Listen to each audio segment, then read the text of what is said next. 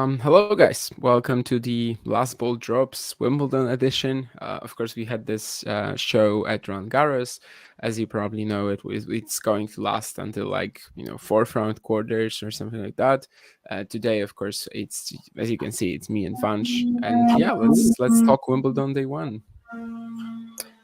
Yeah, this should be fun, Davian. We did this, especially you, quite a bit at Roland Garros night. It seemed to be quite successful. So, yeah, this should be a good day one recap. Absolutely. So I don't know where we're actually starting. These of course don't really have a structure, so we can just come up with something. Probably the biggest two names to go out of the tournament today were Felix Auger-Aliassime and also Coco Gauff. So maybe let's head there. Let's talk about these upsets, or were they upsets? I mean, to an extent, they definitely were, right? Yeah, I think to an extent. I mean, particularly Coco Gauff and having falling, and of course having won a major before, and just how dangerous she's notoriously been to top seeds. It wasn't too much of a shocker that Gauff was going to obviously struggle in this one, and she knew that, and I think everyone knew that sort of going in. And I think at times the match definitely delivered. They both are, extremely tough competitors. They're pretty versatile in many different parts of the court. The issue for Gauff is obviously the forehand wing, and this is yet another match that highlights that. Of course, 18 unforced errors, over 33 in total, came on the forehand side. So that really, at times I felt like she was doing everything right except for that wing, where Kenin just kept targeting it over and over and over in the third set, particularly, and she won this really crucial fourth game. It was in the third set where Gauff had 3 break points to break back, and each time I thought Kenin just played very, very smartly. She mixed up the heights and spins of her shots as she normally does. She has a very good forehand slice as well, so that caused Coco some problems, especially digging it out low. And then also she could also just hit very fast and accurate and hard and with a good amount of depth, especially to the Gauff forehand. And she was returning Coco's serve very well, and Coco was struggling on her second serve down the stretch. And yeah, she just lost a little bit of belief, and that's what happens in a matchup like just because of the confidence she had from qualies, and then also just I mean, she did also beat Gauff on the way to the Australian Open title in 2020, of course. So she was no surprise to this stage. Yeah, I mean, for me, the way I was kind of just looking at Gauff this Wimbledon was that she was probably going to lose, just like she did in what did she play? Berlin, not Berlin and Eastbourne. So probably beat all of the players that can't really go hard at her forehand, and then lose to someone like Alexandrova, like Keys again. Someone who's just gonna blow her off the court. It didn't exactly happen. It was more so one of these matches where you just get the ball to the Gauff forehand wing, not necessarily with such huge pace, or not necessarily super flat, and then it still leaks errors. So it wasn't really exactly like the Keys and Alexandrova defeats. Maybe she was in a bit of a similar spot to Swiatek as well, in that just looking at the draw around Gauff, and of course they are in the same quarter, you could kind of see that most of the opponents there aren't exactly of the type that usually troubles her. So you could expect some sort of a run from Coco Gauff here, but of course this is not going to happen. That maybe makes Swiatek's draw even easier, but I think we talked about it on the Iga Carlos show, that Gauff did not seem to be that much of a threat to Swiatek on grass anyway. So I don't think that's really that impactful towards the rest of the event. Nice chance right now for Kenin to keep going. She's gonna play. I always, as you know, I always tend to mix up, but I think it's Xinyu Wang playing against who beats Stone today. Yeah, the righty Wang. And then Mertens or Svitolina potentially. And Felix Auger-Aliassime was the other big name to go out. Probably the bigger upset, even though his form has not been that great. But, best of 5, Michael Mmoh also coming back from an injury, and just looking so shaky in qualifying. And yet the slump that Felix has been in since Indian Wells, you probably have to say, just continues. And how do you view it? How do you view his season so far, and also this loss to Michael Mmoh? Yeah, it was definitely another setback for Felix. There's no other way to go around it. Especially since Indian Wells, obviously he's also struggled with a knee injury since then, so it has to be loss of confidence as well as the injury kind of impacting his overall state of mind and on the court. And he's not really a player who makes a whole lot of tactical adjustments midway through the match. He sort of just has to rely on his forehand to carry him home in big moments, and that came down to the tie breaks. And I felt like every time Mo got Felix into an extended rally, he was always going to come out on top just with his athleticism and just making Felix doubt and putting several balls back into the court, and especially on Felix's backhand corner, which like Felix's footwork needs to be really active on that wing in order to make up for the backhand obviously not being as strong as the forehand, and the forehand being a huge weapon when it's very precise, like how we saw it at in the second half of last year in the indoor stretch. And just that form for Felix is just not really there. So there's nothing he could really rely on in this match apart from, I guess, and even that had some shaky moments in it too. And I thought maybe after he'd won the second set in a tiebreak, maybe when he was up 4-1 in the third set tiebreak, I thought that was when he might have a good chance to finish this in 4, and then maybe he starts feeling better with his knee in the next couple of days. But it just seemed like he also had to get more taping on his knee as well. And this was definitely a big error by me. I think when I was making the predictions actually before this, I just somehow thought that maybe this would be the tournament where Felix gets everything going back again. And I thought, okay, maybe I just didn't really have much faith in anyone else really in that quarter. I mean, I know Rublev is there and I know Bublik is there, but I just thought maybe David Goffin is there as well.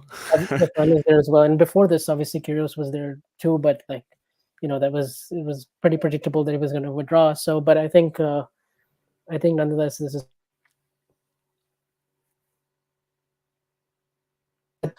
probably has to just take time off and get healthy, and then I think that'll at least get him back closer to where he was. But what did you think?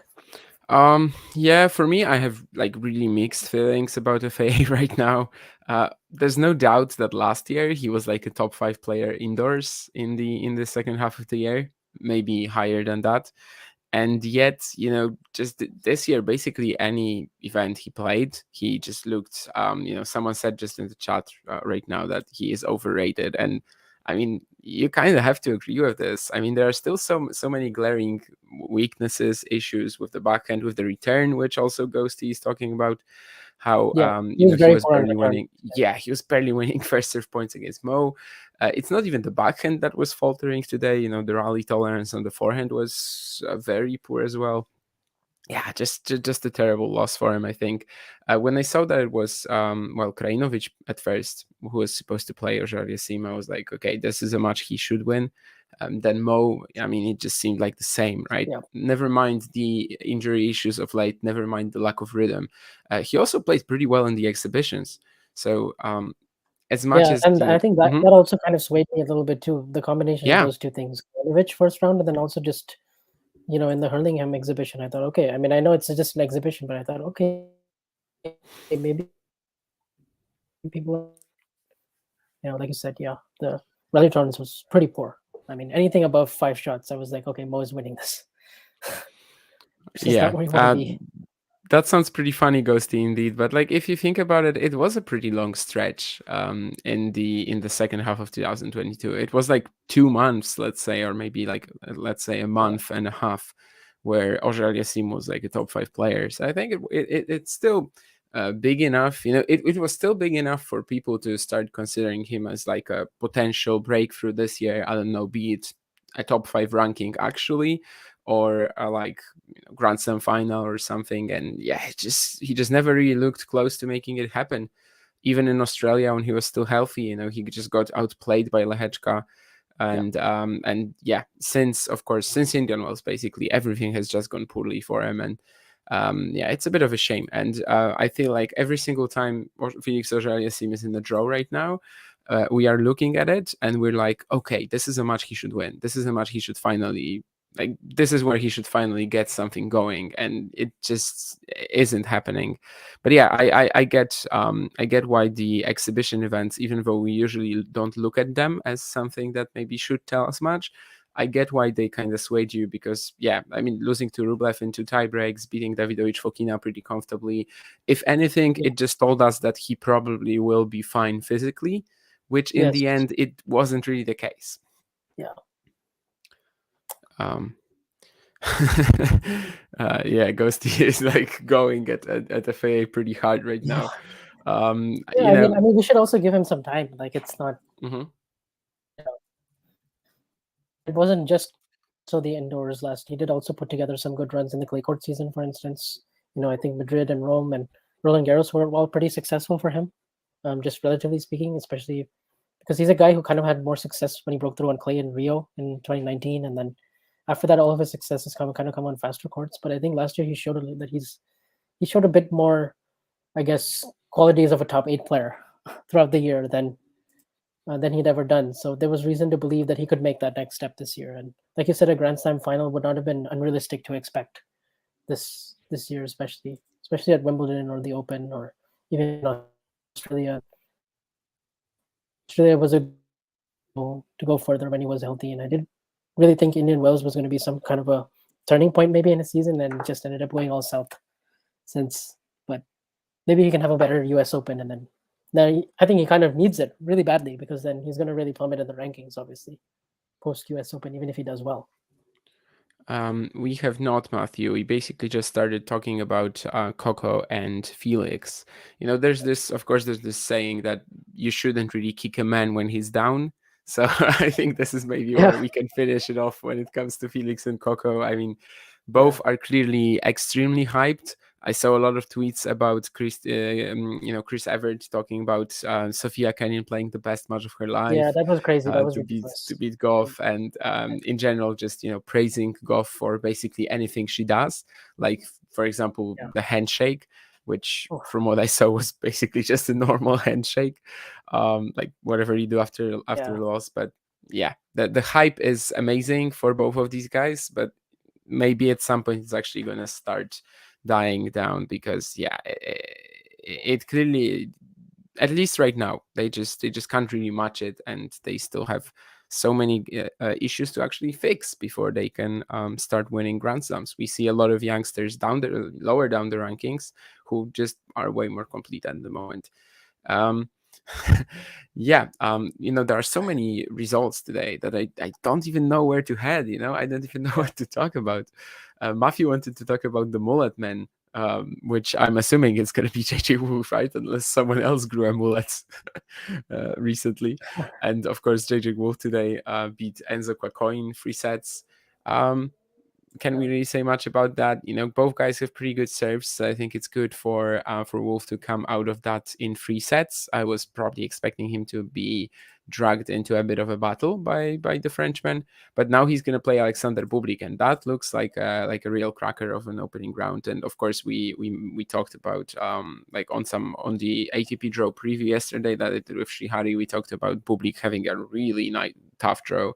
Having to play McDonald and then potentially Wolf in the second round. So yeah, that's happening. And Bublik still managed to win today and break that Halley curse, right? That's something that you are probably looking at a lot with your statistical passions and, yeah. Yeah, I thought for some time it might actually get broken, especially when McDonald was up 4-1 in the third set. I was like, oh, okay, is this going to be another one of those losses where the Halley curse continues? But I guess Bublik, of all the players, is the one who comes out and snaps it. So it should be interesting to see what he does next. Particularly again, I think he's playing Wolf, right? In the next round. Yeah. So that would be another interesting test. But so far, he kept his focus together after dropping the first set. So definitely will be one to monitor, especially if he's one of the with a real shot actually now that he's overcome McDonald. Yeah, and yeah, it's just a really tough But, draw where basically every single round he needs to face someone tough, right? And JJ Wolf is among that group. I love the way he's serving on grass and also on clay. Like he just has so much more than the flat bomb that probably people think about when they think of a big serve. He has, spins that could be used and properly utilized on any surface, and that's really something that I think he could use. For me, like Wolf Bublik, it's pretty much a 50-50 matchup. I struggle to give an advantage to either of these guys. Of course, Wolf, on Bublik on like current form probably will be the bookie's favorite there, but like it's just one of these matches that we often see on grass with whoever takes the break points will probably win. Yeah. I quite enjoy watching Wolf's slice serve on the ad side, where he hits he hits that ridiculous side spin, and he's able to tail it in the deuce side. It's not a serve many players on tour use. I think he might be the only one that uses it with that kind of effectiveness. So, that's another thing that keeps opponents guessing, and it seems to work so far on clay as well, and even on grass. It's quite a good weapon. So, yeah, there's just so many 50-50 type matchups like that. I feel like in that section of the draw as well. Just even for example, like a Rublev versus Karatsev. I mean, would you be shocked if that went to a fifth set, for example, or if it's Karatsev? The sample size is not. It's not like he has a super strong body of work or anything, but it's he's just kind of another one of those players that if he's on, it's kind of hard to see anyone stopping him.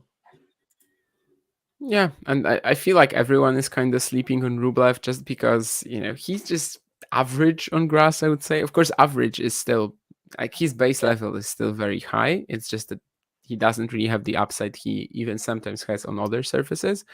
But, like, he could actually pick up the pieces in this section. It's just going to be really tough because he might have to play Karatsev, Goffin, and then, let's say, Bublik.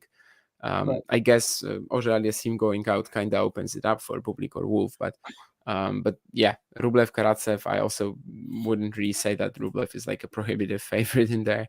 And but actually, after today, I am kind of happy about my Goffin quarterfinal pick. Because to be honest with you, like he played excellent. He played an excellent match. Maybe Marozsán wasn't exactly as good as we know he can sometimes be, even on grass, which he basically hasn't played on. I'd say in the qualifying he had a little stronger showings, especially on return, where today he just wasn't able to link points together like at all. In set 2, of course, he eventually ended up breaking, but it was more like a Goffin error fest rather than anything else. But sets 1, 3, and 4, he basically couldn't touch the Belgian serve whatsoever. And yeah, just after seeing that performance, I actually think that Goffin has brought his Wimbledon magic again. He made the quarterfinals the past 2 times he played this event, and maybe he is actually going to do it. But yeah, this section is just really wild, and you wouldn't really be surprised with most players reaching the quarters from there. Maybe Mo or Marterer would be quite a shock. Varios Vera, I suppose, as well, but I do tend to overrate all of these challenger guys. I actually don't think it would be that crazy, but I know that's kind of out there, definitely. Yeah, if you want to that section, how about Stan Wawrinka versus Ruusuvuori in straight sets? I was actually kind of blown away by this one. I was really shocked to see it. Maybe it's about the well, maybe it's about the courts, perhaps not really playing like the grass of the old days. But when we thought about this matchup and just on paper, it seemed like Ruusuvuori should be able to rush Wawrinka pretty easily, which he just wasn't able to do. Maybe it's also like a matter of experience for Wawrinka, who obviously has a lot of it, even on grass and even on a surface that he has never really mastered, and obviously the only slam he's lacking.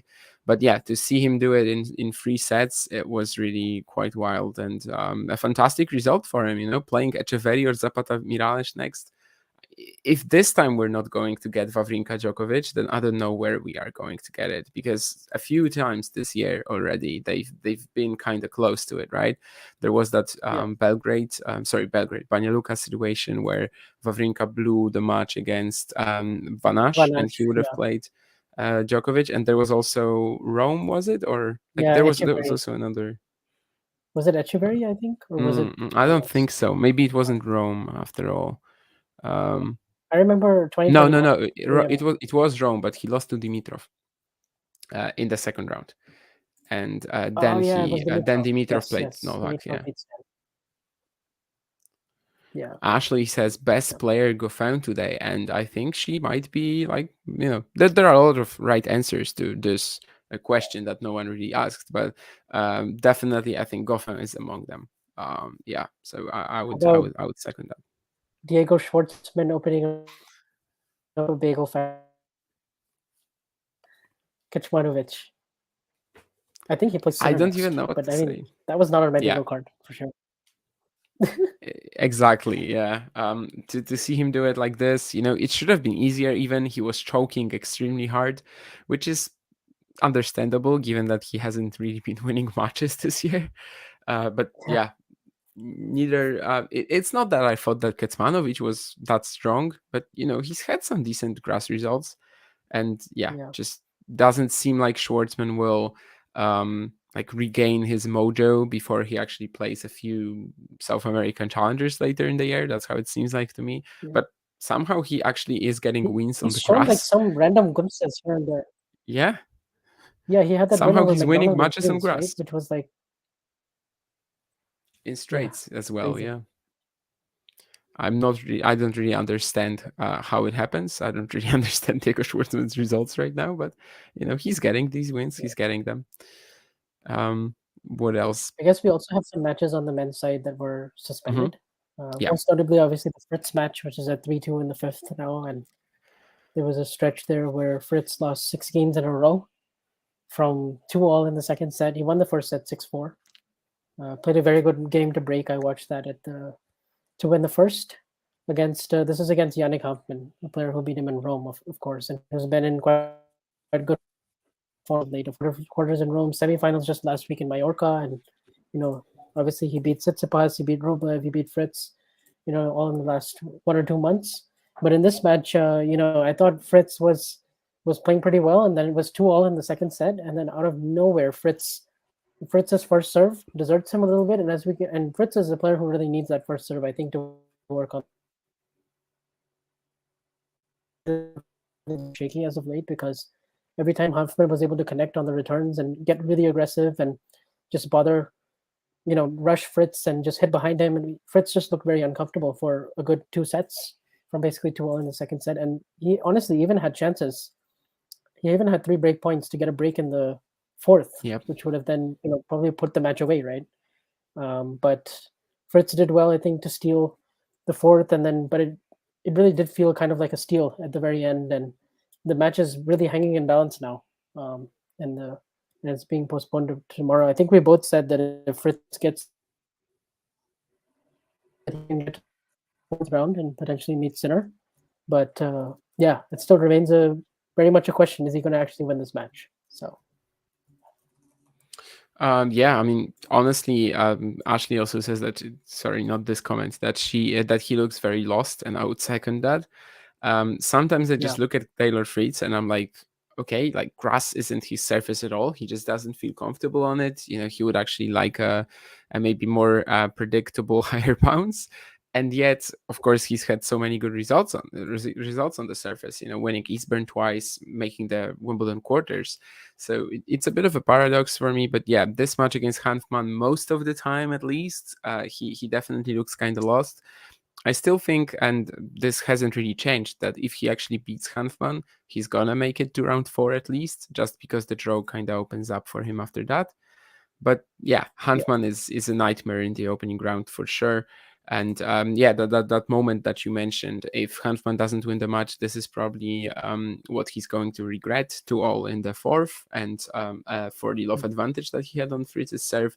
But as far as I remember, it was mostly Fritz's serving that got him out of that mess. So not much Yeah, to regret there, right. right? I was just going to say, yeah. Yeah. So I think that's not going to be that haunting for Hanfmann in that sense. Although, of course, we're gonna see what happens tomorrow.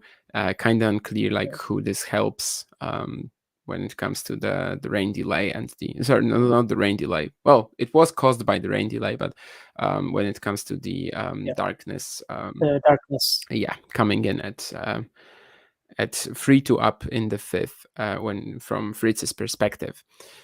The last match that we actually had on the men's side today was Sinner against Juan Manuel Cerundolo, and I guess we were wondering how is that a center court match, and that probably is still a question. I'm still wondering. Yeah. I'm 90 still very much minutes wondering the same or thing. I mean, it was 90-ish minutes, something like that, which I think is, I can't remember what show it was. I've done like a few draw previews and stuff, but they definitely said somewhere that it's probably going to be 90 minutes. And how is that on center court? And it was like precisely 90 minutes, which of course is a bit of luck, but, it just kind of demonstrates how simple that match, had to be for Jannik Sinner. But he did look kind of good. Like the quality of the ball striking was excellent, as usual with Sinner. You have to say that. But like he just looked really comfortable in this one. Of course, he wasn't getting any like weight of shot coming at him. He was playing against a guy who has like the most clay oriented play style out there. But still, I think it was a pretty positive showing from him, and somewhat makes me somewhat hopeful for a better Wimbledon than I was expecting from him. Although I actually had him in the quarters, but like I was not exactly confident about it. His draw to get to the second week is very good. Yeah, precisely. Yes. Yeah, I'm looking at the men's results. We also have another match that I thought today was Nakashima and Thompson. Oh yeah. That was intriguing for me, just because I thought it was 50-50 going in, and I didn't know who was going to win. But when I woke up, it was 6-2, 6-2 for Nakashima. I was like, wow, that was two very quick sets like that, and just like that, the match just completely changed. Nakashima was up 40-love at 2-all in the third, and his forehand really let him down badly. Lost that game. Thompson, with all of his grass court experience, really picked up his level, and then honestly, Nakashima had more chances in the fourth set. And again, you have to say it's the fourth set tiebreak. It was really Thompson's serve and volley, and just the different looks that he could throw at Nakashima. And Nakashima was still kind of a bit predictable as a player, but then went to a tiebreak, and once again, it was the forehand, and same thing with the game that he lost in the fifth set. So I'm kind of wondering now for Brandon, because this is now like 3 or 4 pretty tough losses in slams. I mean, obviously last year he had some good results. He got to the third round of Roland Garros, fourth round at Wimbledon, where he had some serious chances against Kyrgios, actually. And if he goes on and wins that match, you could be looking at a potential Wimbledon finalist. And then earlier this year, he also had that match against McDonald, where he lost in the first round, and then he injured his knee in the fifth set. And then had he won that, he probably would have faced Nadal in the second round. And here he would have faced Djokovic in the second round of Wimbledon. And in between, he's had a lot of issues with his knee and just very bad record in the first half of this year. And, definitely a setback for the American. Yeah, I mean, his season has been kind of, just weird because of all the injuries. So I'm not really looking at like him having physical issues in these matches as some sort of an issue yet, because his preparation has not been ideal. Ghost is mentioning that run in Lyon, so that Lyon run was quite good, because he beat Paul along the way. He had some other good wins, and then lost that really tight match against Fils. But it's not like he has been completely awful since. He lost to Shapovalov in 5 at the French. He won a match on grass. I know he lost 3, but he lost to guys like Bautista Agut, Ruusuvuori. It wasn't terrible. Just for me, I thought Jordan Thompson was just in such excellent form this grass season, but he does kind of seem to have a habit of underperforming at Wimbledon after great grass court seasons, it seems. Of course, this time he is not really capable of getting further on the second round, probably, but that's how the draw opened out. I remember being very disappointed last year when he didn't even touch Tsitsipas in the second round. It felt like a match where that he should be able to like threaten him in at least. I still want to see how he fares against Djokovic, just like out of curiosity. Whereas Pedro Cachín today, for example, I did not really bother watching that. Didn't seem like there's anything that could happen, or like there would be anything that Pedro Cachín does, to try to throw off Djokovic. Whereas Thompson has that ability. He kind of plays like Andy Murray on grass, not in terms of the quality, but in terms of the play style. And I wonder how that will look against Novak. Although, like, the assumption is that the caliber of tennis, the weaponry, is not really good enough to hurt. The ceiling is just not very high, honestly. The ceiling is just not very high, and I actually think Djokovic will be really comfortable, and it probably won't be close. But that's what I think as well. Absolutely. But that was the first 2 sets to love down comeback that we had. It was also the only 5-setter that was finished today. The other 5-setter was Handman Fritz, but of course that's going to be finished tomorrow. Casper Ruud played against Laurent Locoli. Not a match that is going to tell us a lot, right? I thought he looked pretty okay-ish. He clearly got some grass practice in. I don't think he was just. It wasn't exactly as it looked from his social media. One match in Hurlingham. So one match in Hurlingham as well against Alexei Popperin. But yeah, I just don't think Locoli was good enough to take advantage, even if the draw is so like subpar.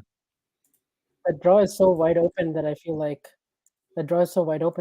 he might have a chance, just because it's not in a very strong section, and he could, but like Haris, Parer, Shapovalov, one of these guys, I think will be currently, at least, I think one of these guys will be the favorite in my eyes against Casper Ruud. But it is open. I agree. He definitely has a chance, and that second half of the section, especially if Bautista Agut would go out, that would get really open. But it's likely that Chorich, the other seed, is going to be gone very quickly. So yeah, there's a huge chance for someone there. We'll just see who that someone will be.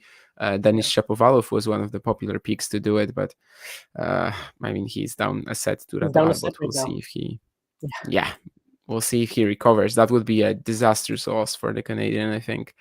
There's also John Isner losing to Jaume Munar on grass courts, which like kind of makes you think that maybe this is the last season that we're watching John Isner in, at least in singles. Yeah, his results have been pretty bad this year, apart from that one run in Dallas, where he got to the final and almost won the title against Wu Yibing. But apart from that, I don't really know what the motivation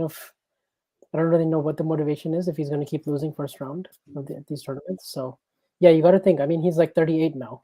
He'll be 39 next year. So I think this is probably closer to the end. Then again, Isner has had a lot of early round losses at Wimbledon.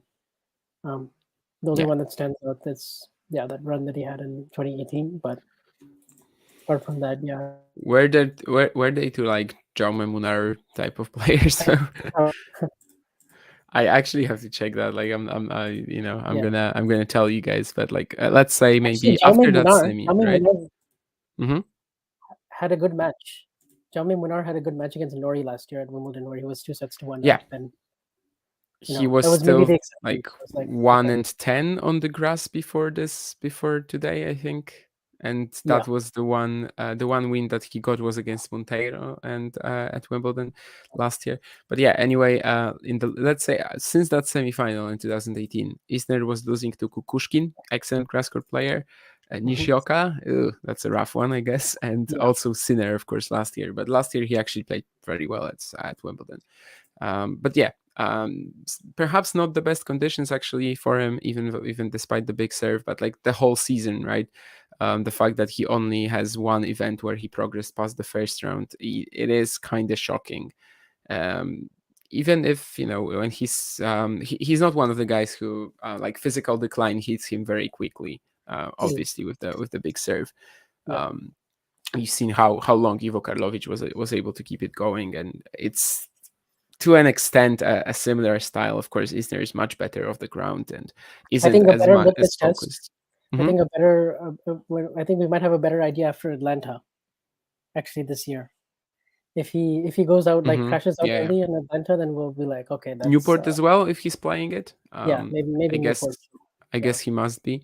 These are the events that he's always winning, and they usually have like Newport especially. They don't have the strongest fields. Yeah, he is playing Newport, so I think Maybe Winston-Salem too. Come again, sorry. Are these 250s in the American swing? Yeah. Like if he doesn't put together a deep run in either Newport, Atlanta, or Winston-Salem, it's like, okay, yeah. I actually had this. I was Maybe actually even thinking about this 692. earlier today. Yeah, that Newport Atlanta are like these events where he should definitely do something if his career is going to be saved. There was an off-topic question from Elena here. So when it comes to Andy, what's your wildest guess? What is the highest he can reach here? Like personally, I had him in my fourth round, losing to Korda. If it's not Korda there, maybe he could keep going. To me, like the problem round is probably the second one against Tsitsipas, but it's, I would put Andy as like a slight favorite there right now, and then he has just such a good matchup against big servers that I would favor him against Shelton or Cressy. So I think if he beats Tsitsipas, he makes the fourth round at least. Yeah, I think the issue for him will be Nori or Korda in the fourth round. I would agree with that. I know some of you guys in the chat will be delighted to hear that my countryman Hubert Hurkacz, and I always favor the Poles, progressed very smoothly in straight sets. But I mean, no tie breaks. Yeah, but like it's impossible for him to lose before the third round. Let's be honest. Ramos, Vignolas, Lajovic, Choinski, they just cannot play on grass at all. Honestly, it was kind of painful to watch. What would you do if he loses to Koinski? If he loses to Koinski, what would you do? Me, I would do nothing. Like I wouldn't. The only thing that I would be sad for is him not playing Djokovic in the fourth round, because I think that could be a really awesome match. However, I actually think that losing early in this event would be beneficial to Hurkacz in a way, in a twisted sort of way. And the reason why I think that is because it would give him the incentive to try and do something. Like it would be a signal that something is not going right. And if he actually, wins through the first two rounds here, and let's say loses to Musetti in five, or maybe he beats him and then plays a decent match against Djokovic, then there's no signal that something isn't going right, that he's not progressing. So I think maybe in a way it would be better for him to lose second round than fourth, but I just don't think it's happening. But it would be absolutely criminal for him not to make the third round. I think, just you cannot really get a better draw on grass than Ramos Vignolas and then Choinski or Lajovic. So, and by the way, it's like an all Polish matchup as well with Hurkacz and Choinski, which is pretty fun. In case someone doesn't know, Choinski's father is Polish, his mother is English. He was born and raised in Germany, so he's basically like a mixture of the three, fluent in all three languages. But there's a Polish story in there as well. He represented Germany until 2019, I think, and now of course the UK. Clearly a good decision, because he was not going to get a Wimbledon wildcard playing for Germany. Yeah, I think someone is asking in the chat about sliding on grass, mentioning Sinner and Djokovic, and also Iga sometimes on the backhand side. It can be dangerous. Yeah, I mean, I think Iga, I watched her slip a little bit today on the grass as well, doing that, but she got up very quickly, and she's one of the more flexible players, I would think. So she has pretty good range, and she stretches quite a lot. Same thing with Sinner and Djokovic, and I think that's maybe when it's all said, especially with Sinner, separates them in terms of like playing well on grass compared to a lot of other players, just because they have that option with the open stance backhand and the sliding defense. I think if you do it properly, it's an asset on grass, obviously. But I mean, yeah, to this point, it can be dangerous. Yeah, it can be. I mean, especially in the first couple of days or first two rounds of Wimbledon when the grass is really slick and slippery. But yeah, I do think this kind of tends to be a trend, especially with the players who grew up skiing and just training, and they have that ankle mobility. Quite possibly, maybe something else that known for when he retires. I just think many players might just train flexibility a lot more than they had before and try to work on that as just something, add that to their training regimen. Could be one of his legacies. Yeah, it kind of goes with what Alcaraz said recently, like that he's trying to learn the movement on grass, but he cannot slide like Novak, so he's learning from Federer, Murray. So that goes with the point that like only a select few really do it at this point. Maybe we're gonna see it evolve as you're saying. Maybe it's like a trend-setting thing, but not many players, at least for now, are capable of these sort of movement patterns. Absolutely. Is there anything else on the men's side that we have to touch on? Djokovic, of course, we mentioned that he was through very easily in straights. Mute over Gasquet, that was just a surprise that was in 3 sets, right? But Gasquet had a lead in the second set. He had a lead in the third, so it was not quite as lopsided as it might seem. There's also and then also Echeverry down 2-1. Yeah, Echeverry down 2-1 against Zapata Moraes. That's a bit of a surprise, and also same with I guess not a surprise that Halys is beating Evans, but just that it's so straightforward right now. Yeah, awful season for Dan Evans, and it doesn't look like he'll be turning it around at Wimbledon. Quentin Ellis, of course, made that kind of weird decision to skip grass after Roland Garros, go to Lyon and Blois. Kind of made it work with the Blois title, but I still have to ask the question why. You're so good on grass. Why are you still playing clay challengers after Roland Garros? But maybe he actually makes the third round here, and he's looking really likely to, because he beats Evans. He gets a favorable second round draw. I can't remember who it was right now, but it was definitely pretty decent for him. And then he would play Sinner, and he would probably be the biggest threat to Sinner until the fourth round. Not probably, definitely. So that the same could kind of go for Evans, but only if he was in better form. And maybe let's talk about more matches on the women's side as well. I feel like we have not touched on them yet. Yeah. No, Iga Świątek. Maybe let's start with her. She played Lin Zhu, who theoretically is the toughest unseeded player. If we started thinking about it, like if we started doing a ranking list or something, we probably would come up with a few who were more dangerous, but she would be up there. And just on paper, she has a style that could bother Iga, but it was just not a close contest at all, was it? No, not at all. I thought Iga came out absolutely flying, and she was hitting very well, very heavy, like we were talking about how she was doing in Bad Homburg, and almost got the bagel in the first set, and dropped her serve once. Was a little bit shaky in that game, but not really. Even in that game, Lu came up with some really good shots as well, and actually started to match Iga a little bit from the baseline. But overall, it was very smooth sailing and pretty encouraging, because the draw is not super challenging for her in the sense. Sarah Sorribes Tormo next in the second round. That could be some interesting match. But I think, like we were saying, none of the power players are really in her section. And so I would be kind of intrigued to see how she maybe does against Diane Perry or Petra Martic in the third round. But again, not players who can really blow her off the court with the power, but it's more about the court craft and the guile. So that would be somewhat interesting. But I think Iga already got a good test of that when she played Maria in the first round of Bad Homburg. So I think that's another case where that preparation week would help her. Yeah, of course, there was some degree of uncertainty when it comes to Świątek's illness, food poisoning, however you want to call it. I don't want to say that she faked it, but it was probably less serious than we kind of got the notion from her statements. She was clearly fine today. 3 days, 2 days of rest for food poisoning. I feel like but we saw some photos of her eating in a restaurant on the next day, or maybe even on the same day in the evening or something. It was probably more preventive than anything. If it was the semifinals of Wimbledon, I think she would have played. That's basically what I want to say about this. And she was just doing very fine today. I think even in the limited amount of time that we saw on the grass, we can already see that she's gotten Iga said that it wasn't food poisoning in the end. Sister, I actually haven't read that quote, so that's interesting. So was it just like some illness then, according to her statement, or what?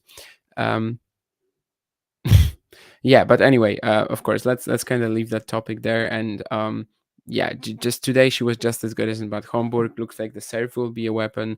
Looks like basically the only thing we still don't know is how she's going to fare against players like Rybakina, Sabalenka, Alexandrova, Kvitova. They're all in the other half. So the draw is there. It's open if she can play just as she's been doing in Bad Homburg so far. Okay, so if it was really fatigue, then she's not even like pretending that that she didn't come up with that issue. Yeah. But she got everything she wanted out of Bad Homburg pretty clearly, and you cannot really blame her, I guess. Like that's the sad reality of warm-up events before the slams, that players will sometimes do that because the slam is more important.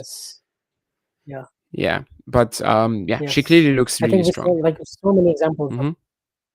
Yeah, I mean, like we saw Osaka do this the week before she won Australia, for example. And then same with sounds right. Yeah, sounds right. So it sounds like something that happened. Yeah. But I mean, who else on the women's side do we want to talk about? Obviously, the two seeds going out, Siniakova beating Zheng. I think not too much of a shocker, just because Siniakova was in very good form and Zheng has really struggled. Actually, both Zheng and Samsonova has really struggled since they played each other in Abu Dhabi in that semifinal, and then also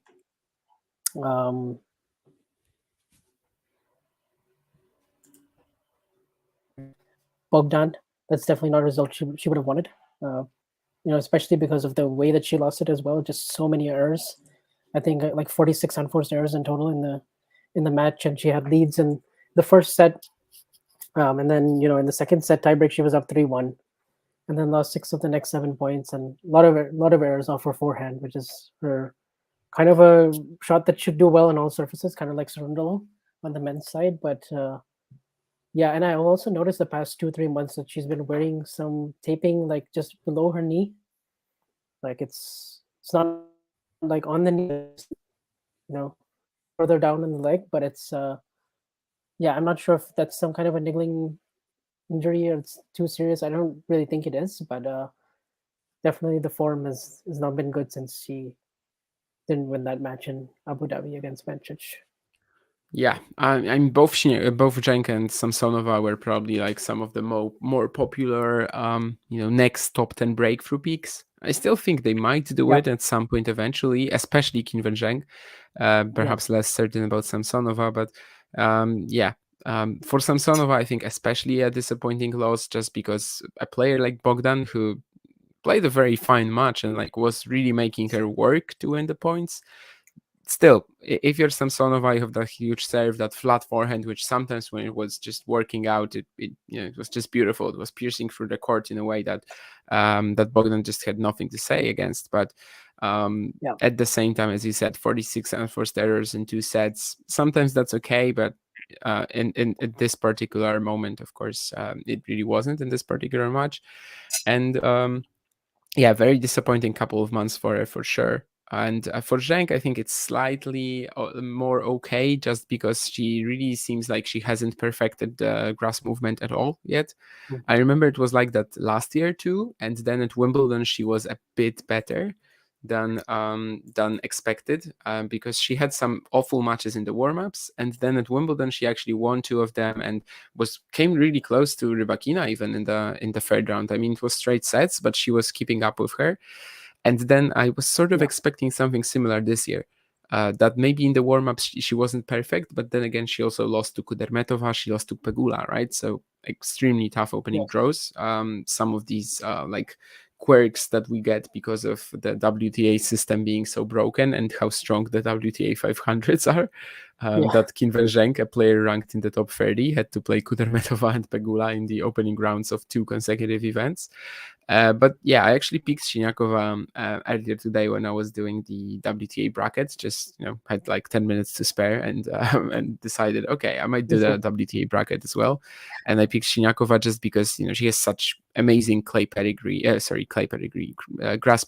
and a lot of variety that she could probably use to expose that movement of Zheng. Kind of what happened, but at the same time, Siniakova was like constantly on a medical timeout, and it was pretty crazy because it feels like she was not 100%, and Zheng just wasn't able to capitalize because of that movement, but also because of her tennis IQ still not being that great. But maybe she will do it with the with some coaching changes to her team recently. Maybe something will actually start going for her. And Samsonova, the knee you mentioned, I don't think she was ultra comfortable with it today.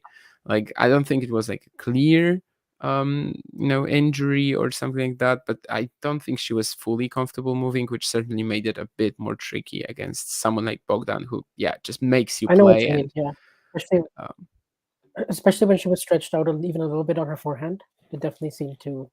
And when she was when she was running around as well, lots of errors. Just unable to be quick enough. Some crazy talk in the chat as usual. I like it. What else on the women's side? I see there was a cracker between Masarova and Sheriff, but honestly, I didn't watch it, so tough for me to say I didn't get to anything see it there. either. Same with the third set tiebreak we got between Masarova and Sharif. Yeah, I honestly thought, I thought Masarova would end up winning, but she saved a truckload of match points in doing so, actually. So that's a good result for the Spaniard, especially after what happened in Bad Homburg, where she had this really nasty Did she fall. save match points? I don't think she did. Yeah, she did not. She was 2-4 down in the third, but no match points around. Maybe that was Buxa who just made it really close, but ended up losing.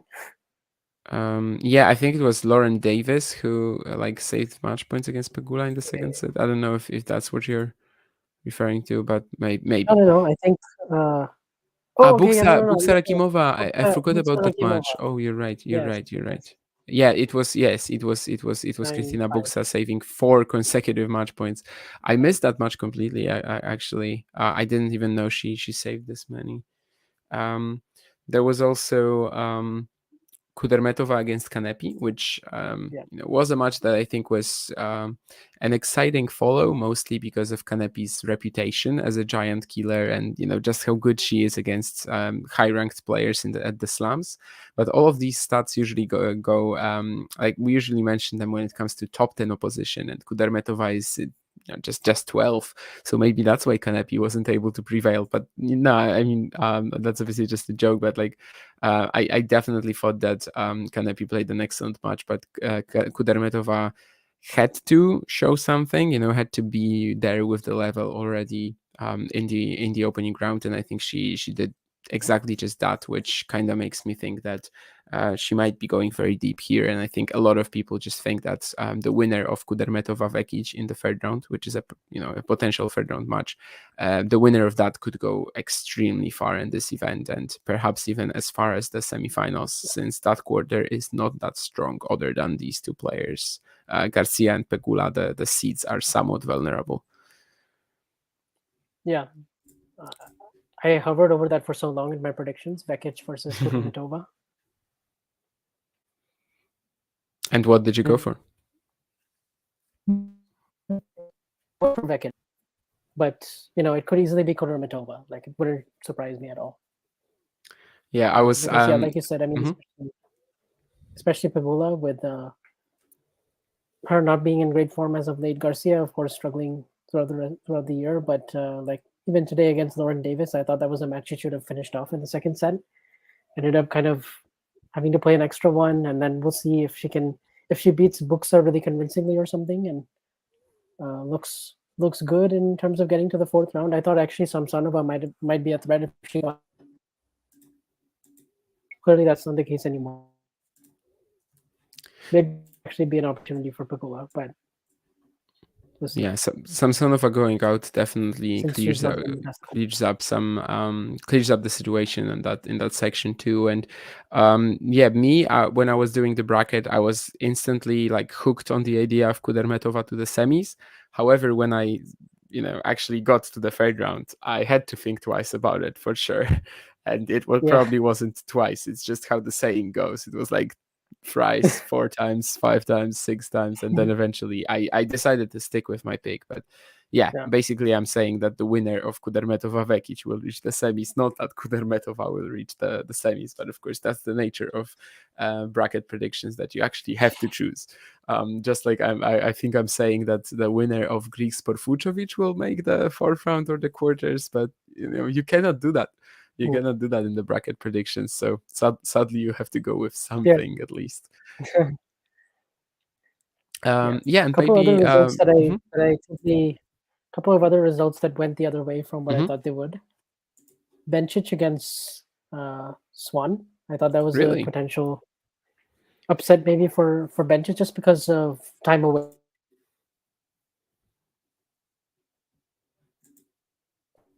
Swan, but just more Bencic might be very rusty, and just her nature of kind of underperforming in slams relative to the tour.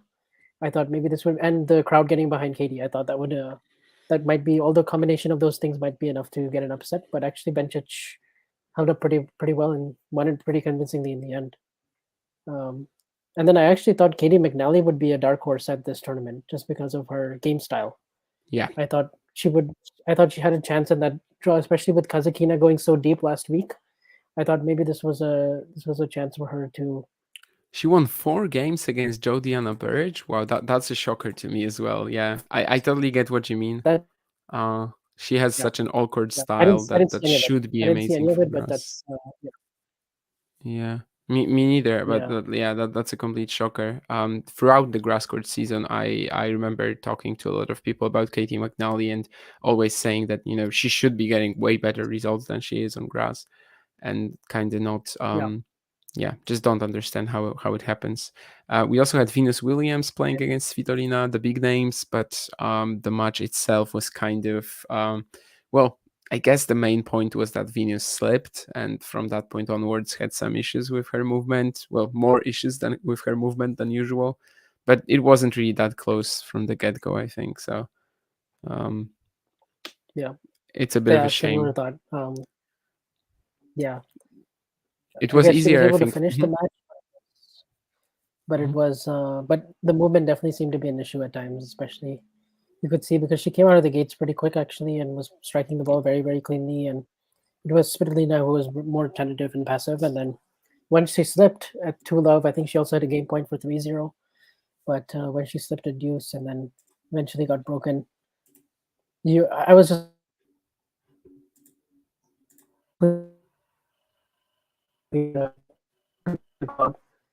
and at this event, but I think she did well. I think to get one of the breaks back in the second set and at least make it somewhat of a contest where Svitolina actually did need to earn the win. But I think it was I had Svitolina winning this match before, so it's not too surprising. But yeah, me too. I think it was just way easier for Venus to play someone like Georgie in Birmingham, where she could rely on the errors than against someone who's very consistent, and she actually needs to beat them, even though she has all the power in the world. But of course, the movement isn't really there anymore. Yeah.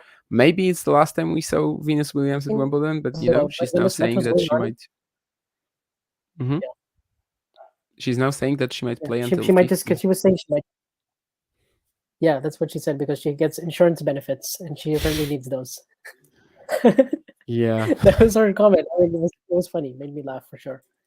But I think also while this match was happening with Gauff, I started to also realize that Gauff also has an issue against counterpunchers, particularly players like Svitolina, Halep, Kerber, just throughout the young career sample size that we have so far. And I think it's that in addition to the power players that's not good if you have an issue with both. Yeah, both very different types of players. That's the case on the forehand.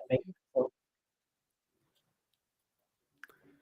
that's not a great that's not great news for Coco Gauff and her fans. That she basically has issues with two of these very different types of players, and well, two of these very common types of players as well on the tour. So I guess now maybe we could just briefly talk about what excites us tomorrow. There's Yep. going to be a lot of action. Hopefully they are going to actually finish everything, but it's Wimbledon, it's London, it's probably going to be a bit rainy, and there's a lot to still be completed from day one. So we'll see how that goes. But yeah, let's maybe just briefly talk about what excites us tomorrow. Yeah, I think tomorrow, like these, like Tuesday, Thursday, Saturday, like those are the stronger halves of the draws on both sides. Okay. So I think those will probably be the more intriguing day, especially on the men's side with the matches tomorrow in the Alcaraz half. Those are all really exciting, especially, I mean, not all of them, but like there's quite a few popcorn matches, I would say, tomorrow. I mean, obviously, I'm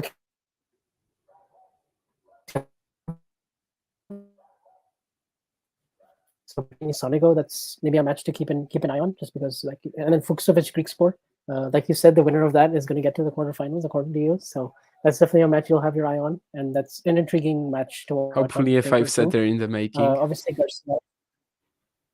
Yeah, hopefully, and then also the probably the end of the career for Jeremy Chardy when he takes on Alcaraz. So that'll be interesting. And then I think people are going to talk about Tsitsipas and Team, of course, and that's on court 2. So that is not getting court 1 or center court billing, but I can understand why, because I look at the matches that are on both those courts, and I'm like, yeah, that makes sense. What else? I mean, what else excites you? I mean, Ben Shelton on grass against Daniel. Maybe that could be interesting. Oh yeah, I'm very interested in Vesely versus Korda. That's a match I'll be keeping an eye on for sure. Yeah, because Vesely can be dangerous. Vesely is dangerous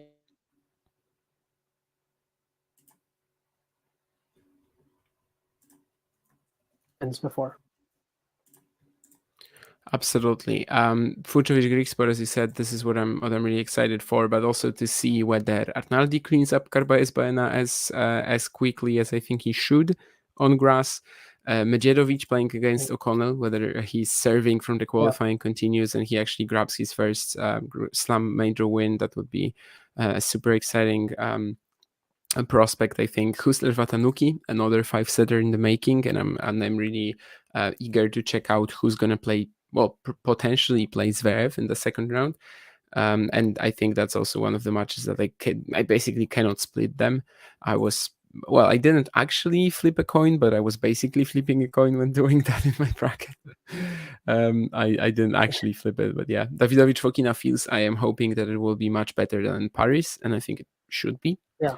The defense of Davidovich Fokina is not going to be that much of an issue for Fields, even if his forehand is kind of like with the extreme topspin. The biggest topspin on tour, by the way, when you see the stats from Rome.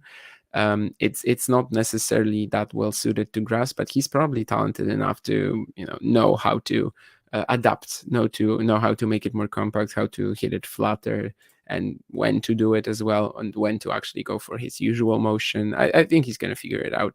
Stricker as well, maybe if he could get his first Grand Slam major win, that would be quite excellent too. And Tiafoe Ibingu as well. Versus Yeah, that whole section is very fascinating. The whole Zverev, Tiafoe. Or no, I mean, I mean the Tiafoe section with him and Stricker and Popper like on paper, I have Tiafoe going pretty deep, like to the quarters, to face Alcaraz, but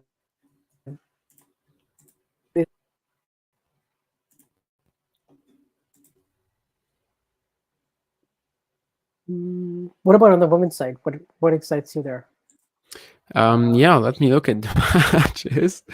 Let me see. I mean, of course, everyone will probably try to catch at least some of Anett Kontaveit's match because it might be her last.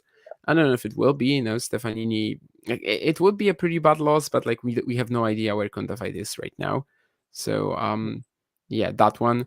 There's going to be as well. Well, actually, Auger-Aliassime, Magdalena Frank, can that be dangerous for the Tunisian? Like Frank, she is getting some real grass court results, which with her game maybe you wouldn't really expect. But I think she's just really comfortable moving on the surface. Like her counter-punching brand of tennis just is for some reason more dangerous in these conditions. Maybe she actually has some moderate pop on her ground strokes there, whereas on clay courts you would actually see that like she has no depth and cannot really trade with players, whereas on grass she kind of can. So I am excited to see that. Sakari Kostyuk, I suppose. We're always waiting for a huge breakthrough win from Marta Kostyuk.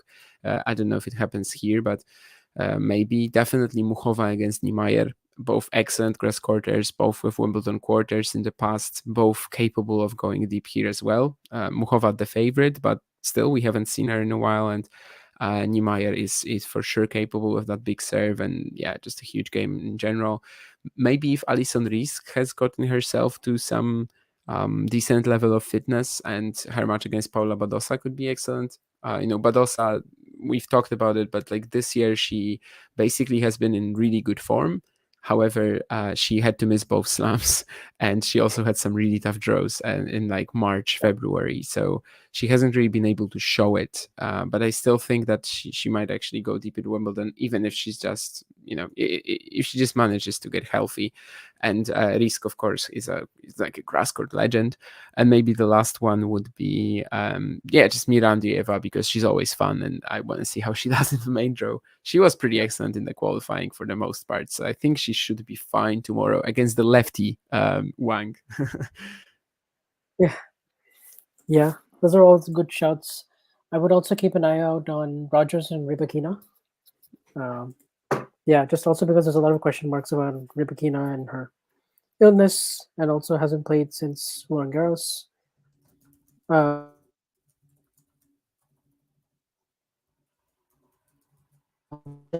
mean, that could be a dangerous way to open up, and it doesn't really get much easier if she wins that than potentially Cornet in the second round. But as far as tomorrow's matches go, I think also, Krejcikova against Watson. That's definitely going to be an interesting match.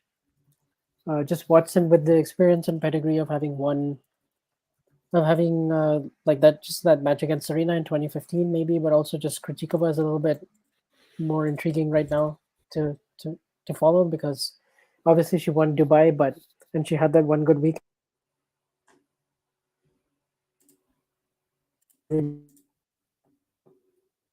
So she's should be doing really well on grass with her game style, and just like how well she absorbs pace, and just how like her flat shots, and just how smooth and technical everything is. I think she has a good game for grass actually, but that first round is not so easy. And then who else am I kind of looking at? Oh yeah, Brangle versus Irani. That's how many service breaks do you think will be in that one? At least 10. Yeah, this was actually one of the matches that really gave me some. It gave me fits when I was doing that bracket. I had absolutely no idea what to do. I think I ended up going with Irani, but breaks of serve, most of them. Like I'm just gonna say that it's gonna be over 50%. Even on grass, but yeah, both players not exactly the most gifted when it comes to power, especially on their serves. There's also going to be this honoring of Roger Federer just before Rybakina's match, I think, on center court. I don't know if it's something that people will tune into. Could be interesting. I don't know personally if I'm gonna watch it, but yeah. No, I think people will tune in just because it's Roger Federer, and pretty much anything he does, people will tune in. But I don't know if I'll be awake early enough to watch it. But it should be good, I think. Yeah, thankfully my time zone is better, but I just suppose that there's going to be a few matches that I will want to watch rather than a ceremony of Yeah, sorts dedicated to Roger Federer, especially as this is probably where Medvedev is going to play. This is probably where Fucsovics Grigspor are going to play. So I suppose that my yeah, screens will probably be dedicated to these two rather than the Roger Federer ceremony. Although I cried at the Laver Cup retirement, so perhaps yeah. I'm just trying to avoid a more emotional damage, and That's a good answer. that's just why I'm You not gonna saved watch. yourself. You saved Caras yourself. into form. Oh, Ghosty also very believing in TFO quite a lot. I did too before the draw. However, it's just so tough for him. Wu, Streaker, let's say, and then who was it in the third round? Someone just as tough. Dimitrov, for example. Dimitrov, right? And Dimitrov is like almost guaranteed to get there with his draw. Like that's just a nightmare. Every single round he has a Yeah, potential him and problem. Hurkacz. Easiest 2 rounds. Easiest 2 rounds in this draw. Dimitrov and Hurkacz. They absolutely should get to the third round. If they don't, something is going wrong. Probably Dimitrov has it a little tougher, I would say. Shimabukuro is capable on grass, like if you just allow him a bit of space to attack and show that feel for the ball and touch at the net. And at the same time, Ivashka is also probably more dangerous than Choinski or Lajovic, right? So Yes. I would say Hurkacz probably got it easier. Ruud also has a pretty simple one, right? Lokoli, and then who is it in the second round? Broady or Lestienne. I think that's probably like somewhat similar to. Mm. I don't know if he's gonna pull through Broady, honestly, but just on paper, it's probably somewhat similar when it comes to the strength of the draw.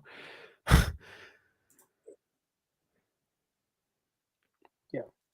Yeah, Elena, you're very right that I did come into tennis as a Roger fan. So yeah, I'm not sure I'm gonna cry at the retirement ceremony of Djokovic or Nadal, but I think I shed a tear on the Tsonga ceremony at Roland Garros as well. So it wasn't my first time, but it was definitely I think my second time.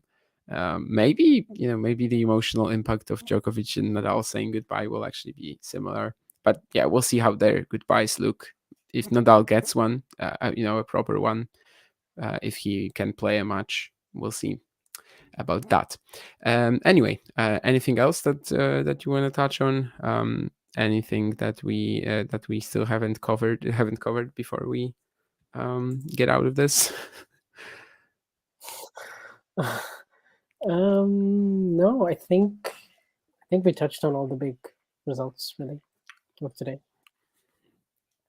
Jane thinks that Stricker and TFO playing each other will create a black hole. Yeah, the balls will definitely not like this matchup. I am excited for it though. I think it will be very fun, and every single match TFO plays at Wimbledon this year, it looks like it will be really fun because he just plays the most exciting, the most aggressive, the most talented players every single round. It seems so. So that's going to be really good, and I will probably be watching every match that TFO plays this fortnight. So I think that's Ghosty is going to be very happy to hear that. Is it more because of Francis Tiafoe or is it more because of his opponents? It's a combination of the two. But anyway, as Vanch has nothing more to add and thinks we covered it all, I agree. We can probably just finish it off right here. Definitely the last ball drop shows are going to be there with you, of course, throughout the first week, probably also the quarters. I think last time they were also around during the quarters. Tomorrow you also have me and Vanch coming back. So it's going to be a very familiar duo and familiar energy tomorrow. So we'll see you guys there tomorrow when the last ball drops on whatever court it will be. But probably it's going to be center or court one because they have roofs and the others do not. Although actually the schedule is so packed and maybe the matches on center will be quick, but it doesn't really matter. Anyway, when the last ball drops, we'll be there. You can count on us. I'm sure we're actually gonna be here. Yeah. So thanks to all the guys listening, everyone in the chat. Always great to talk to you. Thank you, Vansh. And see you tomorrow. Yep. See you tomorrow, Damien. Yeah, this was fun, and yeah, these comments are hilarious. So yeah, Always a good time.